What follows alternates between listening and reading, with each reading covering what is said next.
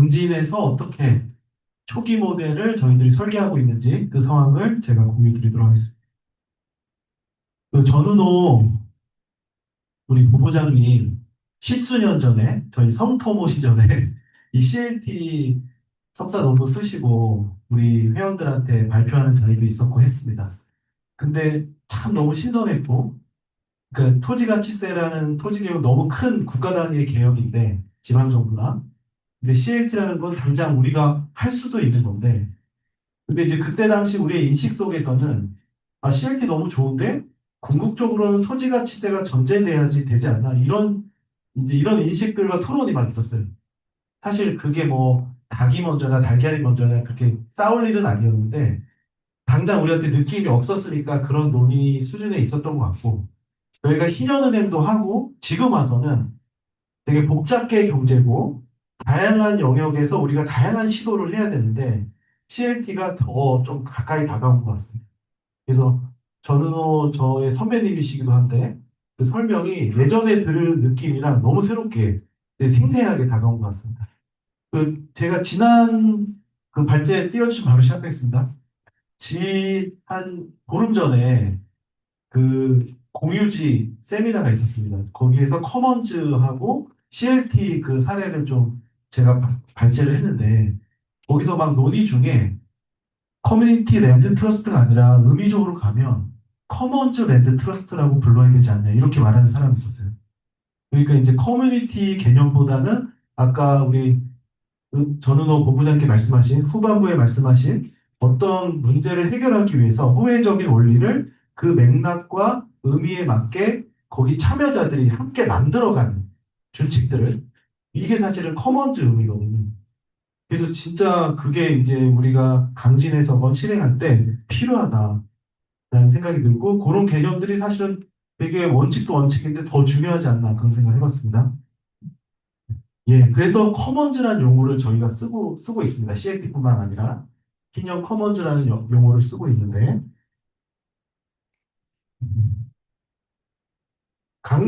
왜 강진이냐에 대해서 의문이 많으실 것 같아요.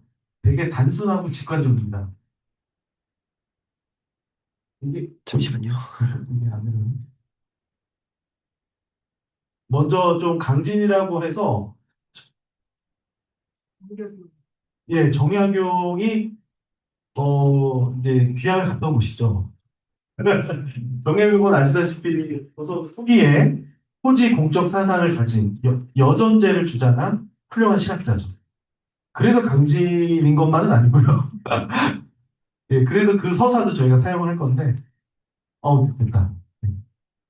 먼저 저는 이제 강진 중심으로 어떤 꿈을 꾸게 됐는지, 그리고 우리가 작은 씨앗을 CLT가 이제 제가 십수년째 들을 때는 너무 좋은데 저 어떻게 시작하지? 이 감이 잘 안 왔거든요.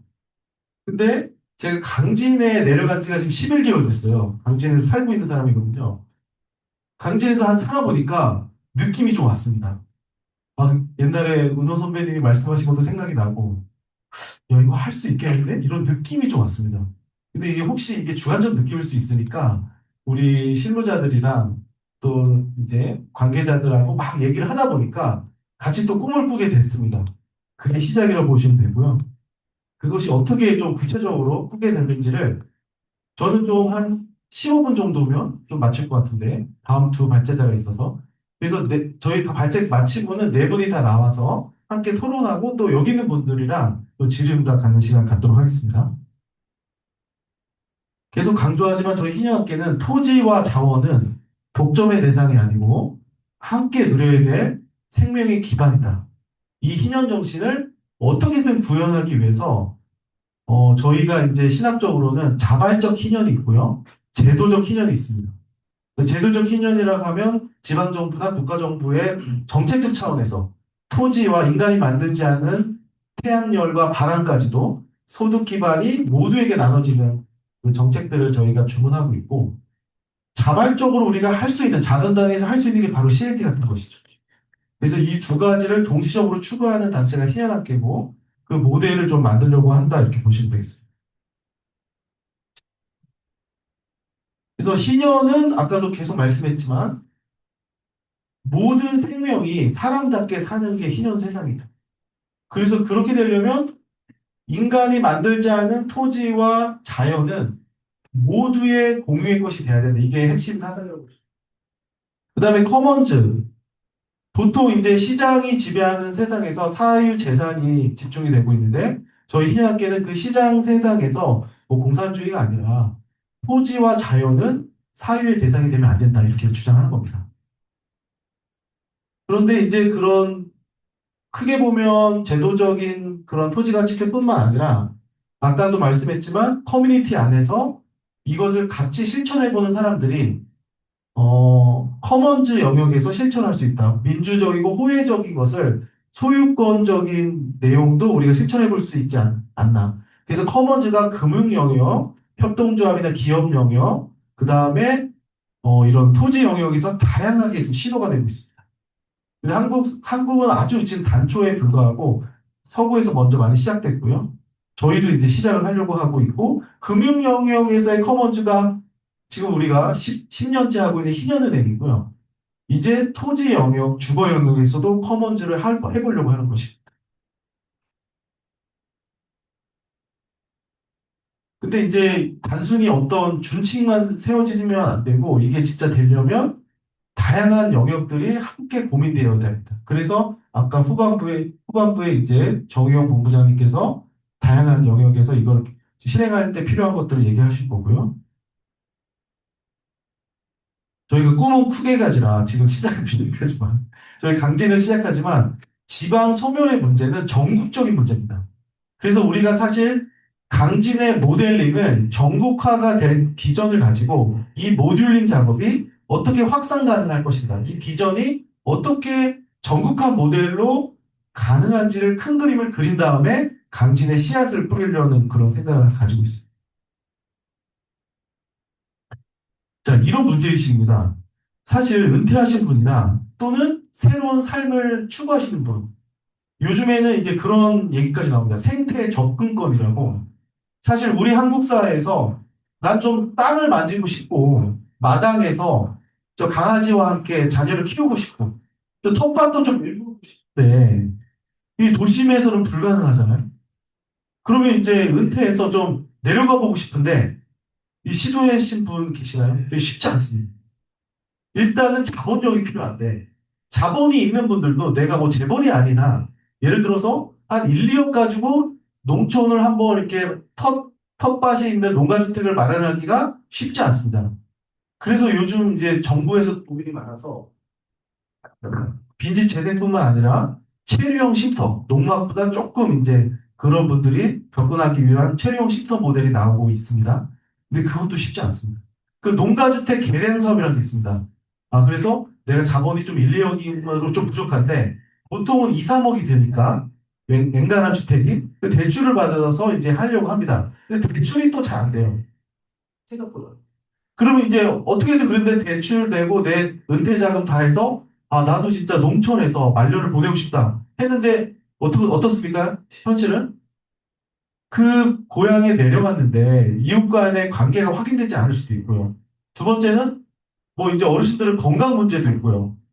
그 다음에 세 번째는 돈을 그렇게 투자했는데 환금이 안 됩니다. 내가 좀 어떤 사정상 건강상이나 어떤 이유든 자녀든 또는 갑자기 돈이 필요할 수도 있잖아요. 그럼 수도권의 아파트는 팔리잖아요. 웬만해서는. 그런데 안 팔립니다. 농가주택. 그냥 여러분이 투자한 돈이 사라집니다. 이런 문제들이 있어요.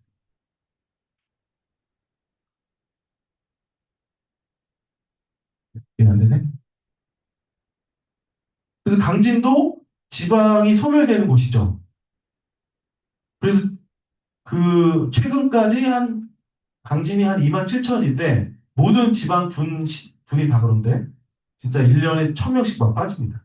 심각합니다. 그런데 이제 요 관점을 좀 달리하면 그 아무도 사지 않은 그 강진의 빈집이 희년 커먼즈 관점에서는 우리가 강남에서 커먼즈를 하고 싶은데 그래서 집을 가능한 주택을 하면 얼마나 좋겠습니까? 그 삼성 이재용의 제가 친구면 할 수 있는데 그건 어렵잖아요. 그래서 강진이 소멸되는 그 지역이 우리가 커먼즈를 시작할 수 있는 초기 비용이 좀 진입장벽이 낮은 그런 게 될 수 있지 않나 생각하고 있고요.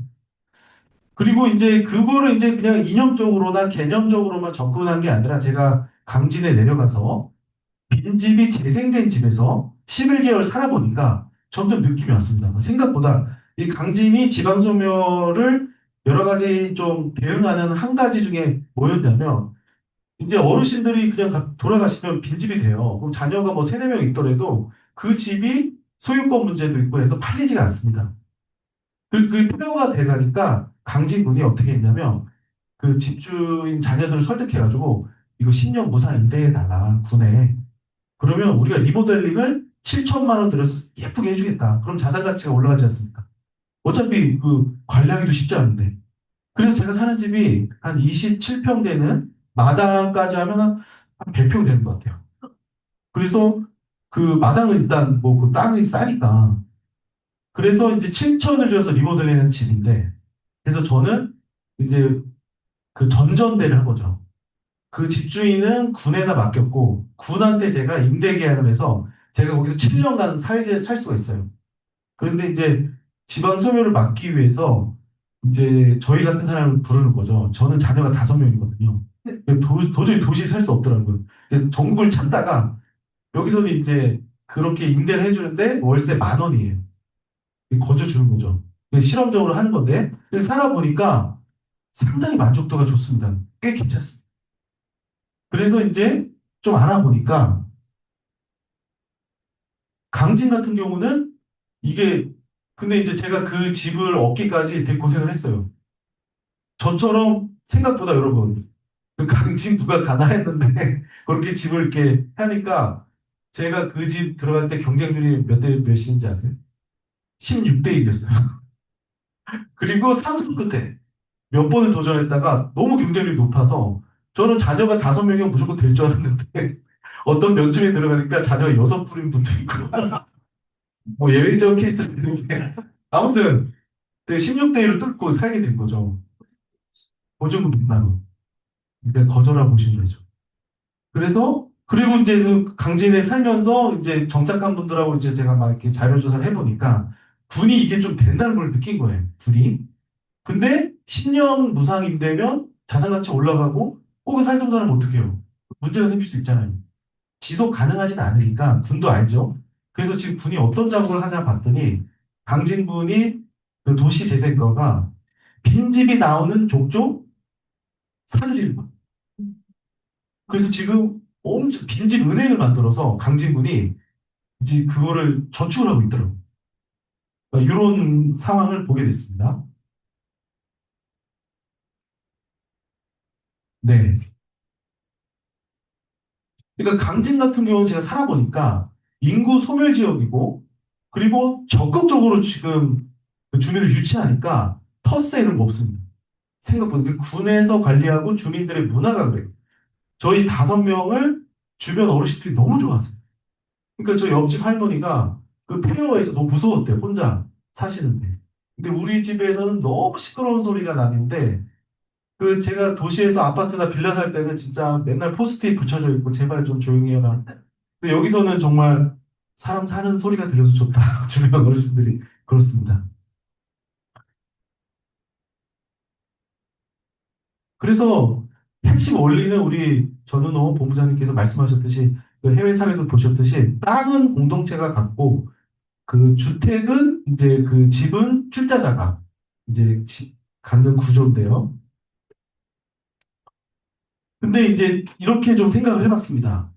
당장 저희 집처럼 5명의 애가 있고 정말 정말 새로운 도전을 하는 사람이 많진 않잖아요. 그래서 또 이제 어딘가에서 내가 말년을 살을 때 그 쉬운 결정이 아니지 않습니까? 주변 환경이라든지 다 좀 검토를 해야 돼요. 그래서 저희가 생각하는 모델은 이런 겁니다. 좀 딱 해서 여기 살 사람 모집한다기보다 저희가 CLT 사회적 협동조합을 만든 다음에 조합원들이 출자를 형편대로 하고 그 다음에 뭐 1박 내지는 1주, 3개월 이런 식으로 살아보는 구조를 만들어 보는 겁니다.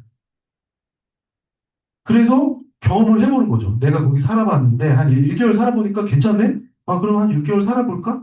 또는 좀 청년들이 창업하는 케이스, 요즘에 사실 일자리가 쉽지 않고 창업 베이스가 온라인이 지금 잘 돼 있기 때문에 꼭 내가 온라인 판매에 어떤 브랜드 가치가 있으면 그것을 꼭 수도권에만 있을 필요는 없거든요. 그래서 그런 창업과 연결시킨다든지 다양한 고민을 좀 하면서 구조를 짜면 어떨까 이런 생각을 하고 있습니다. 그래서 우리가 조합원들이 꼭 당장 살지 않더라도 아 나는 여름 휴가를 여기서 보내고 싶은데 이런 구조를 좀 만들어 보는 거죠. 그래서 그 수익으로 우리가 이제 운영비라든지 그 다음에 토지 구매 비용을 더 공유지를 확대하는 수익으로 삼을 수도 있고요.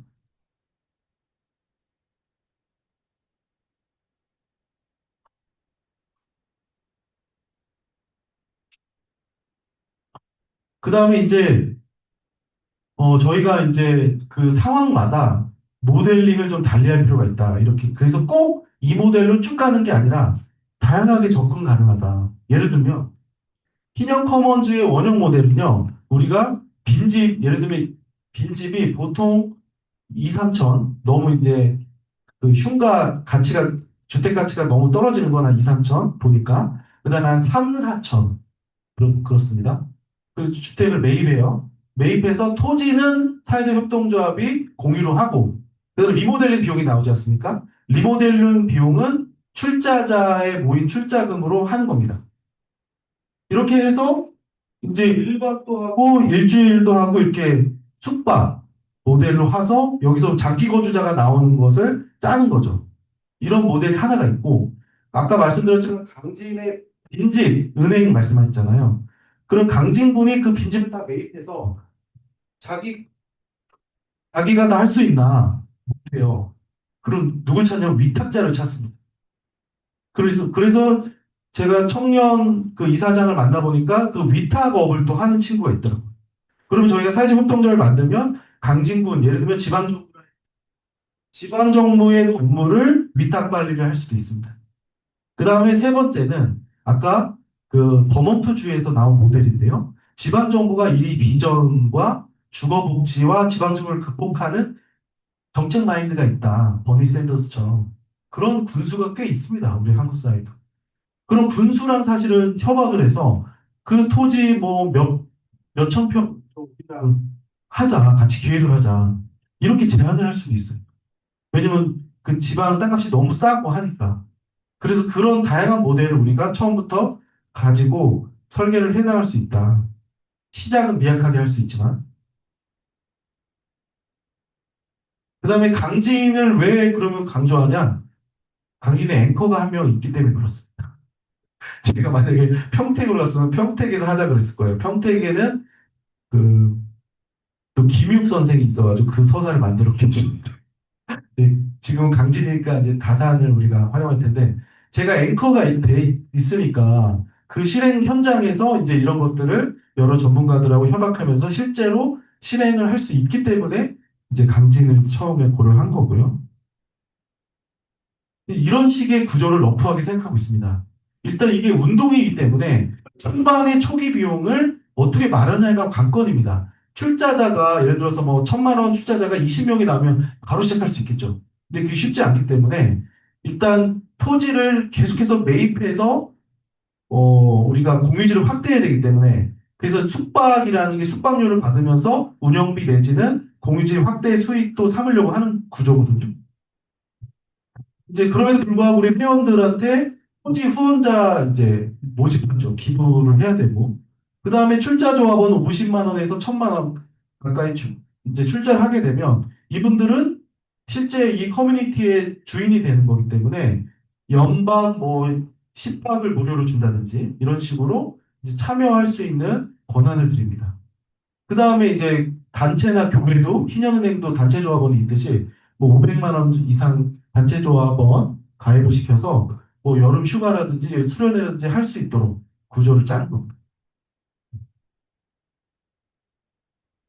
그 다음에 저희가 이제 토지는 영구로 소유를 해야 되기 때문에 사회적 협동조합으로 토지를 영구 자산화하고 그 다음에 이제 단기 임대 수익을 계속 이제 출자 플러스 일반 참여자도 단기로 올 수 있게 해서 수익을 삼는 구조를 이제 생각하고 있습니다.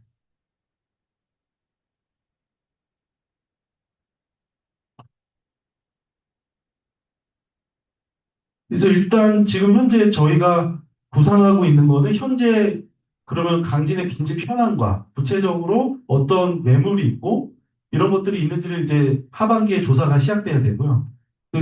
이게 사실 근데 얼마만큼의 출자자가 모집될 것인가, 이 비전에 같이 참여할 수 있는 분이 얼마나 계실까, 이게 되게 중요하기 때문에 공론화 과정, 사람들에게 설명하고 함께 토론하는 과정, 그 다음에 이곳의 완성도를 높이는 설계 과정 두 가지를 하반기 계속 진행을 하려고 하고, 당장은 6, 7월에 1박 2일 워크숍을 강진에서 또 진행을 하려고 하고 있습니다. DIT에 대해서는 그, 좀 이따 다음 DIT 함께 만드는 겁니다. 참여시키면. 그래서 그거에 대해서는 그 정우영 본부장이 좀 설명을 할 겁니다.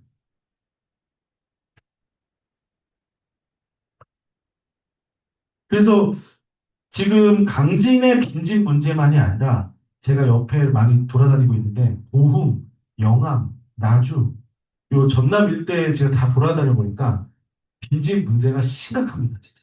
지방 소멸 속도가 너무 심각해서, 그러면 이제 저희는 역설적으로 빈집 문제는 우리한테 기회다. 커먼즈를 확대할 수 있는 우리의 기회다. 그러면 강진에서 된다. 근데 그러면 전국에서 된다는 거예요. 그러면 이제 우리가 어떻게든지 이거를 다 적용 가능하게 좀 만들어서 앵커가 누가 간다 그러면 설계가 될 수 있는 구조를 짜려고 하는데요. 그런데 이제 저희는 이게 기회면서 시간이 이렇게 많지는 않다. 예를 들어서 여러분 토지 사유지 하에서 기대 수익률이 역시 농지도 사실은 이제 투자처로 많이 되거든요. 워낙 이제 낮은 땅이니까 땅값이 갑자기 개발되면 확 오르는 거예요. 근데 지방소유물 문제가 언제까지 될지 몰라요. 우리 기회가 많지 않습니다. 예를 들어서 지금 해남에 솔라시티라고, 강진읍에서 3, 40분이면 해남이거든요. 근데 해남에 데이터 센터가 들어오고 솔라시티가 되면서 땅값이 꿈틀거립니다. 그래서 해남은 땅값이 심히 많이 올랐어요. 그래서 해남은 빈집을 찾기가 좀 어려워. 그러니까 이미 막 투자처가 됐고 거기 가까운 강진읍에도 지금 막 프랜카드가 붙어 있어요. 그 해남에 데이터 센터가 생기는데 강진읍 사람들이 너무 좋아해요. 여기 가까우니까 자기 땅값이 오른다는 거죠. 그래서 강진의 기회의 문이 점점 닫히고 있다. 그래서 저희가 공유지를 이때 빨리 확대하는 게 되게 중요하다. 이런 생각이 들었고요. 그래서 이제 저희가 이제 러프하게 계획을 세워보면 하반기부터 해서 내년까지 1호점을 좀 사람들한테 우리 비전이 출발한 씨앗을 좀 보여주고, 그 다음에 거점들이 좀 확대되고 전국적으로 확대되는 구조를 이제 설계하고 있습니다.